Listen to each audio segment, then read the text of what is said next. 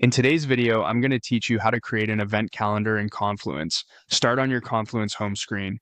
We'll install the calendar app from the marketplace, open the apps menu at the top and choose Explore More Apps.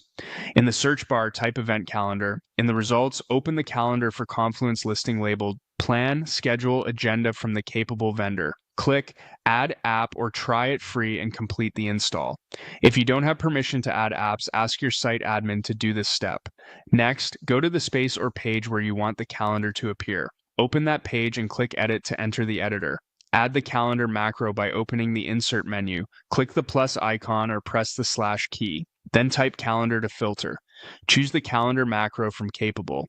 A placeholder appears with settings. Click Configuration to review them. Select Existing Calendar to link an existing one in your site.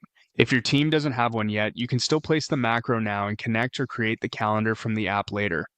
Open Event Editing to decide who can add or change events. Choose the option that fits your workflow so only the right people make updates. Then set the default view. Year works for roadmaps, month for releases and planning, week for capacity and meetings, day for detailed scheduling, and agenda for a concise list. Viewers can switch views later, but picking a sensible default helps everyone land in context. When everything looks good, click Save to publish the page. Your calendar is now embedded and ready for your team. Teammates with the right permissions can open it and switch views as needed.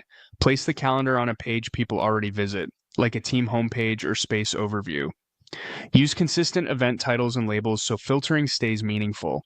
If performance feels slow, avoid stacking multiple calendars at once or switch to agenda view for faster loading. Permissions for editing events are separate from page permissions, so adjust both if teammates can't make changes. That's it. You've installed the app, added the macro, set editing and display options, and published a clear shareable calendar in Confluence.